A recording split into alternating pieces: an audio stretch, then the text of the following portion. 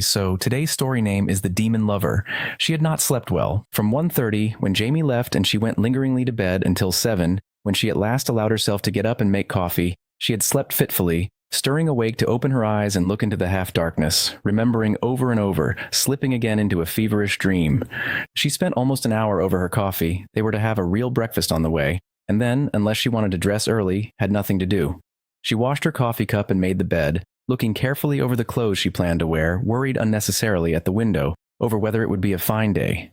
She sat down to read, thought that she might write a letter to her sister instead, and began, in her finest handwriting, "Dearest Anne, by the time you get this, I will be married. Doesn't it sound funny? I can hardly believe it myself, but when I tell you how it happened, you'll see it's even stranger than that."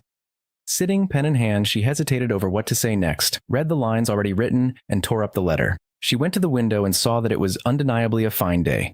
It occurred to her that perhaps she ought not to wear the blue silk dress. It was too plain, almost severe, and she wanted to be soft, feminine. Anxiously, she pulled through the dress in the closet and hesitated over a print she had worn the summer before. It was too young for her, and it had a ruffled neck, and it was very early in the year for a print dress, but still. She hung the two dresses side by side on the outside of the closet door and opened the glass doors carefully closed upon the small closet that was her kitchenette. She turned on the burner under the coffee pot and went to the window. It was sunny. When the coffee pot began to crackle, she came back and poured herself coffee into a clean cup. "I'll have a headache if I don't get some solid food soon," she thought. All this coffee, smoking too much, no real breakfast. A headache on her wedding day. She went and got the tin box of aspirin from the bathroom closet and slipped it into her blue pocketbook. She'd have to change to a brown pocketbook if she wore the print dress, and the only brown pocketbook she had was shabby. Helplessly, she stood looking from the blue pocketbook to the print dress, and then put the pocketbook down and went and got her coffee and sat near the window, drinking her coffee, and looked carefully around the one-room apartment. They planned to come back here tonight, and everything must be correct. With sudden horror, she realized she had forgotten to put clean sheets on the bed. The laundry was freshly back, and she took clean sheets and pillowcases from the top shelf of the closet and stripped the bed, working quickly to avoid thinking consciously of why she was changing the sheets. The bed was a studio bed with a cover to make it look like a couch, and when it was finished, no one would have known she had put clean sheets on it. She took the old sheets and pillowcases into the bathroom and stuffed them down into the hamper, and put the bathroom towels in the hamper too, and clean towels on the bathroom racks. Her coffee was cold when she came back to it, but she drank it anyway. When she looked at the clock, finally, and saw that it was after 9, she began at last to hurry. She took a bath and used one of the clean towels, which she put into the hamper and replaced with a clean one. She dressed carefully, all her underwear fresh and most of it new. She put everything she had worn the day before, including her nightgown, into the hamper. When she was ready for her dress, she hesitated before the closet door. The blue dress was certainly decent and clean and fairly becoming, but she had worn it several times with Jamie, and there was nothing about it which made it special for a wedding day. The print dress was overly pretty and new to Jamie, and yet wearing such a print this early in the season was certainly rushing the season. Finally, she thought, "This is my wedding day. I can dress as I please," and she took the print dress down from the hanger. When she slipped it on over her head, it felt fresh and light, but when she looked at herself in the mirror, she remembered that the ruffles around the neck did not show her throat to any great advantage, and the wide swinging skirt looked irresistibly made for a girl, for someone who would run freely, dance, swing it with her hips when she walked. Looking at herself in the mirror, she thought with revulsion, "It's as though I was trying to make myself look prettier than I am, just for him. He'll think I want to look younger because he's marrying me." And she tore the print dress off so quickly that a seam under the arm ripped. In the old blue dress, she felt comfortable and familiar, but unexciting. "It isn't what you're wearing that matters," she told herself firmly, and turned in dismay to the closet to see if there might be anything else. There was nothing even remotely suitable for her marrying Jamie, and for a minute she thought of going out quickly to some little shop nearby to get a dress. Then she saw that it was close on 10, and she had no time for more than her hair and her makeup. Her hair was easy, pulled back into a knot at the nape of her neck, but her makeup was another delicate balance between looking as well as possible and deceiving as little. She could not try to disguise the sallowness of her skin or the lines around her eyes today, when it might look as though she were only doing it for her wedding. And yet she could not bear the thought of Jamie's bringing to marriage anyone who looked haggard and lined. "You're 34 years old after all," she told herself cruelly in the bathroom mirror. 30, it said on the license. It was 2 minutes after 10. She was not satisfied with her clothes, her face, her apartment. She heated the coffee again and sat down in the chair by the window. "Can't do anything more now," she thought. "No sense trying to improve anything the last minute." Reconciled, settled, she tried to think of Jamie and could not see his face clearly or hear his voice. "It's always that way with someone you love," she thought, and let her mind slip past today and tomorrow into the farther future, when Jamie was established with his writing and she had given up her job, the golden house in the country future they had been preparing for the last week. I used to be a wonderful cook, she had promised Jamie. With a little time and practice, I could remember how to make angel food cake. And fried chicken, she said, knowing how the words would stay in Jamie's mind, half tenderly. And hollandaise sauce. 10:30. She stood up and went purposefully to the phone. She dialed and waited, and the girl's metallic voice said, "The time will be exactly 10:39. Half consciously, she set her clock back a minute. She was remembering her own voice saying last night in the doorway, 10 o'clock then. I'll be ready. Is it really true?" And Jamie laughing down the hallway. By 11 o'clock, she had sewed up the ripped seam in the print dress and put her sewing box away carefully in the closet. With the print dress on, she was sitting by the window drinking another cup of coffee. I could have taken more time over my dressing after all, she thought, but by now he was so late he might come any minute, and she did not dare try to repair anything without starting all over. There was nothing to eat in the apartment except the food she had carefully stocked up for their life beginning together. The unopened package of bacon, the dozen eggs in their box, the unopened bread, and the unopened butter. They were for breakfast tomorrow. She thought of running downstairs to the drugstore for something to eat, leaving a note on the door. Then she decided to wait a little longer. By 11:30, she was so dizzy and weak that she had to go downstairs.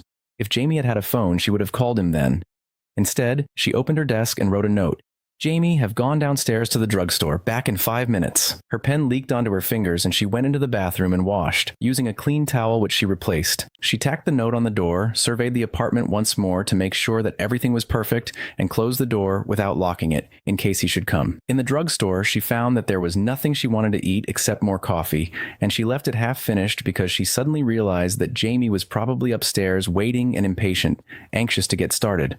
But upstairs, everything was prepared and quiet as she had left it, her note unread on the door, the air in the apartment a little stale from too many cigarettes. She opened the window and sat down to it until she realized that she had been asleep and it was 20 minutes to 1. Now suddenly she was frightened. Waking without preparation into the room of waiting and readiness, everything clean and untouched since 10 o'clock, she was frightened and almost ran across the room to the bathroom, dashed cold water on her face, and used a clean towel. This time she put the towel carefully back on the rack without changing it. Time enough for that later. Hatless, still in the print dress with a coat thrown on over it, the wrong blue pocketbook with the aspirin inside in her hand, she locked the apartment door behind her, no note this time, and ran down the stairs. She caught a taxi on the corner and gave the driver Jamie's address. It was no distance at all. She could have walked it if she had not been so weak, but in the taxi she suddenly realized how imprudent it would be to drive brazenly up to Jamie's door, demanding him. She asked the driver, therefore, to let her off at a corner near Jamie's, and after paying him, waited till he drove away before she started to walk down the block. She had never been here before. The building was pleasant and old, and Jamie's name was not on any of the mailboxes in the vestibule, nor on the doorbells. She checked the address, it was right, and finally she rang the bell marked Superintendent. After a minute or two, the door buzzer rang and she opened the door and went into the dark hall where she hesitated until a door at the end opened and someone said, "Yes?" She knew at the same moment that she had no idea what to ask, so she moved forward toward the figure waiting against the light of the open doorway. When she was very near, the figure said, "Yes?" again, and she saw that it was a man in his shirt sleeves, unable to see her any more clearly than she could see him. With sudden courage, she said, "I'm trying to get in touch with someone who lives in this building and I can't find the name outside." "What's the name you want?" the man asked, and she realized that she would have to answer. "James Harris," she said. "Harris." The man was silent for a minute, and then he said, "Harris." He turned around to the room inside the lighted doorway and said, "Margie, come here a minute." "What now?" a voice said from inside, and after a wait long enough for someone to get out of a comfortable chair, a woman joined him in the doorway, regarding the dark hall. "Lady here," the man said. "Lady looking for a guy named Harris lives here. Anyone in the building?" "No," the woman said. Her voice sounded amused. "No men named Harris here." "Sorry," the man said. He started to close the door. "You got the wrong house, lady," he said, and added in a lower voice, "or the wrong guy." And he and the woman laughed. When the door was almost shut and she was alone in the dark hall, she said to the thin lighted crack still showing, "But he does live here. I know it." "Look," the woman said, opening the door again a little. "It happens all the time." "Please don't make any mistake," she said, and her voice was very dignified, with 34 years of accumulated pride. "I'm afraid you don't understand." "What did he look like?" the woman said wearily, the door still only part open. "He's rather tall and fair. He wears a blue suit very often. He's a writer." "No," the woman said, and then, "Could he have lived on the 3rd floor?" "I'm not sure." "There was a fellow," the woman said reflectively. "He wore a blue suit a lot, lived on the 3rd floor for a while. The Roysters lent him their apartment while they were visiting her folks upstate. That might be it. I thought, though, this one wore a blue suit mostly, but I don't know how tall he was," the woman said. "He stayed there about a month." A month ago is when... You ask the Roysters, the woman said. They come back this morning, apartment 3B. The door closed, definitely. The hall was very dark and the stairs looked darker. On the second floor, there was a little light from a skylight far above. The apartment doors lined up, 4 on the floor, uncommunicative and silent. There was a bottle of milk outside 2C. On the third floor, she waited for a minute. There was the sound of music beyond the door of 3B, and she could hear voices. Finally, she knocked and knocked again. The door was opened, and the music swept out at her, an early afternoon symphony broadcast. "How do you do?" she said politely to the woman in the doorway. "Mrs. Royster?" "That's right." The woman was wearing a house coat and last night's makeup. "I wonder if I might talk to you for a minute." "Sure," Mrs. Royster said, not moving. "About Mr. Harris." "What Mr. Harris?" Mrs. Royster said flatly. "Mr. James Harris, the gentleman who borrowed your apartment." "Oh, Lord," Mrs. Royster said. She seemed to open her eyes for the first time. "What did he do?" "Nothing. I'm just trying to get in touch with him." "Oh, Lord," Mrs. Royster said again. Then she opened the door wider and said, "Come in." And then, "Ralph." Inside, the apartment was still full of music, and there were suitcases half unpacked on the couch, on the chairs, on the floor. A table in the corner was spread with the remains of a meal, and the young man sitting there, for a moment resembling Jamie, got up and came across the room. "What about it?" he said. "Mr. Royster," she said. It was difficult to talk against the music. "The superintendent downstairs told me that this was where Mr. James Harris was living." "Sure," he said, "if that was his name." "I thought you lent him the apartment," she said, surprised. "I don't know anything about him," Mr. Royster said. "He's one of Dottie's friends." "Not my friends," Mrs. Royster said. "No friend of mine." She had gone over to the table and was spreading peanut butter on a piece of bread. She took a bite and said thickly, waving the bread and peanut butter at her husband, "Not my friend?" "She picked him up at one of those damn meetings," Mr. Royster said. He shoved a suitcase off the chair next to the radio and sat down, picking up a magazine from the floor next to him. "I never said more than 10 words to him." "You said it was okay to lend him the place," Mrs. Royster said before she took another bite. "You never said a word against him after all." "I don't say anything about your friends," Mr. Royster said. "If he'd have been a friend of mine, you would have said plenty, believe me," Mrs. Royster said darkly. She took another bite and said, "Believe me, he would have said plenty." "That's all I want to hear," Mr. Royster said, over the top of the magazine. "No more now." "You see," Mrs. Royster pointed the bread and peanut butter at her husband, "that's the way it is, day and night." There was silence except for the music bellowing out of the radio next to Mr. Royster, and then she said in a voice she hardly trusted to be heard over the radio noise, "Has he gone then?" "Who?" Mrs. Royster demanded, looking up from the peanut butter jar. "Mr. James Harris." "Him? He must have left this morning before we got back. No sign of him anywhere." "Gone?" "Everything was fine, though. Perfectly fine. I told you," she said to Mr. Royster. "I told you he'd take care of everything fine. I can always tell. You were lucky," Mr. Royster said. "Not a thing out of place," Mrs. Royster said. She waved her bread and peanut butter inclusively. "Everything just the way we left it," she said. "Do you know where he is now?" "Not the slightest idea," Mrs. Royster said cheerfully. "But like I said, he left everything fine." "Why?" she asked suddenly. "You looking for him?" "It's not very important." "I'm sorry he's not here," Mrs. Royster said. She stepped forward politely when she saw her visitor turn toward the door.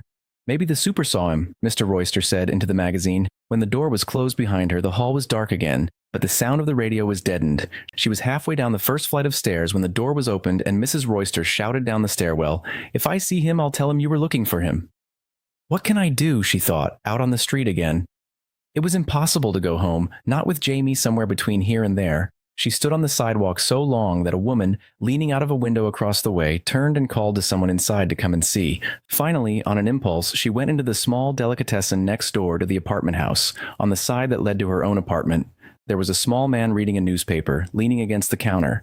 When she came in, he looked up and came down inside the counter to meet her. Over the glass case of cold meats and cheese, she said timidly, "I'm trying to get in touch with a man who lived in the apartment house next door, and I just wondered if you know him." "Why'd you ask the people there?" the man said, his eyes narrow, inspecting her. "It's because I'm not buying anything," she thought, and she said, "I'm sorry. I asked them, but they don't know anything about him. They think he left this morning." "I don't know what you want me to do," he said, moving a little back toward his newspaper. "I'm not here to keep track of guys going in and out next door." She said quickly, "I thought you might have noticed, that's all. He would have been coming past here a little before 10 o'clock. He was rather tall, and he usually wore a blue suit." "Now how many men in blue suits go past here every day, lady?" the man demanded. "You think I got nothing to do but—" "I'm sorry," she said. She heard him say, "For God's sake," as she went out the door. As she walked toward the corner, the thought, He must have come this way. It's the way he'd go to get into my house. It's the only way for him to walk. She tried to think of Jamie. Where would he have crossed the street? What sort of person was he actually? Would he cross in front of his own apartment house, at random in the middle of the block, at the corner? On the corner was a newsstand. They might have seen him there. She hurried on and waited while a man bought a paper and a woman asked directions. When the newsstand man looked at her, she said, "Can you possibly tell me if a rather tall young man in a blue suit went past here this morning around 10 o'clock? When the man only looked at her, his eyes wide and his mouth a little open, she thought, "He thinks it's a joke or a trick," and she said urgently, "It's very important. Please believe me. I'm not teasing you." "Look, lady," the man began, and she said eagerly, "He's a writer. He might have bought magazines here." "What you want him for?" the man asked. He looked at her, smiling, and she realized that there was another man waiting in back of her, and the newsdealer's smile included him. "Never mind," she said, but the newsdealer said, "Listen, maybe he did come by here." His smile was knowing, and his eyes shifted over her shoulder to the man in back of her. She was suddenly horribly aware of her over-young print dress, and pulled her coat around her quickly. The newsdealer said with vast thoughtfulness, "Now I don't know for sure, mind you, but there might have been someone like your gentleman friend coming by this morning." "About 10? "About 10, the newsdealer agreed. "Tall fellow, blue suit. I wouldn't be at all surprised." "Which way did he go?" she said eagerly. "Uptown?" "Uptown," the newsdealer said, nodding. "He went uptown." "That's just exactly it. What can I do for you, sir?" She stepped back, holding her coat around her. The man who had been standing behind her looked at her over his shoulder, and then he and the newsdealer looked at one another. She wondered for a minute whether or not to tip the newsdealer, but when both men began to laugh, she moved hurriedly on across the street. Uptown, she thought, that's right, and she started up the avenue thinking, he wouldn't have to cross the avenue, just go up 6 blocks and turn down my street so long as he started uptown. About a block farther on, she passed a florist's shop. There was a wedding display in the window, and she thought, this is my wedding day after all. He might have gotten flowers to bring me, and she went inside.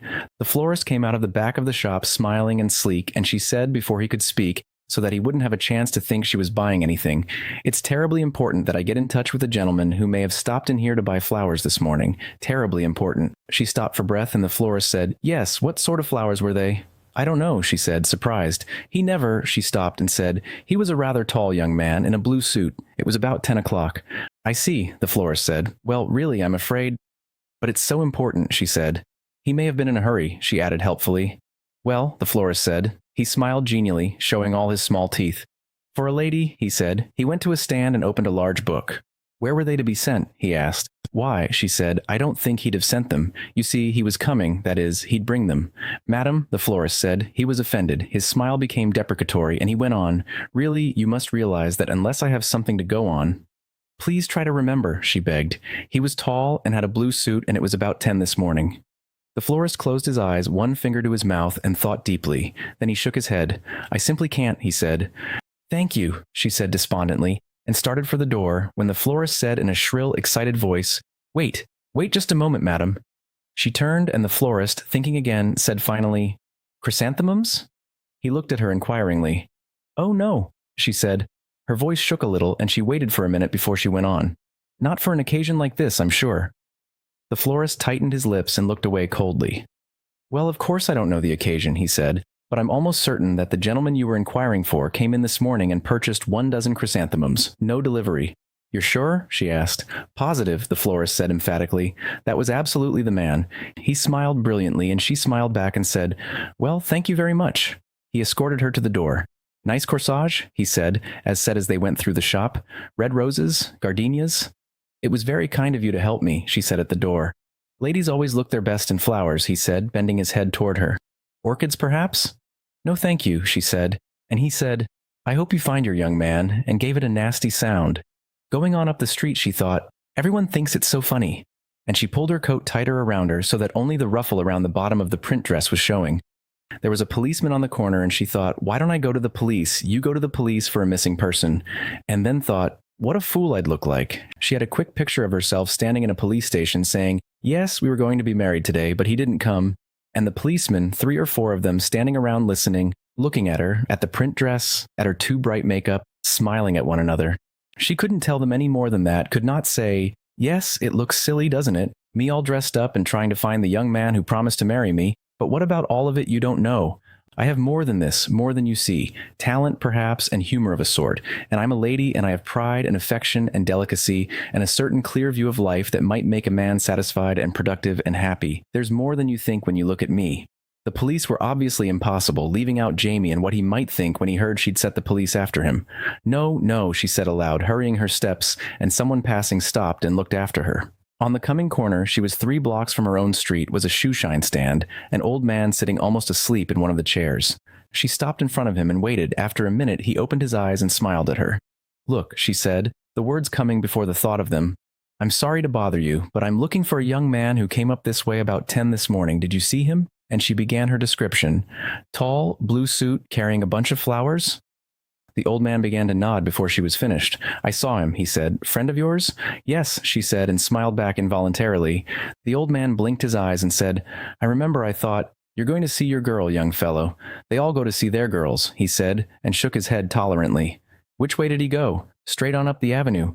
That's right, the old man said. Got a shine, had his flowers, all dressed up in an awful hurry. You got a girl, I thought. Thank you, she said, fumbling in her pocket for her loose change.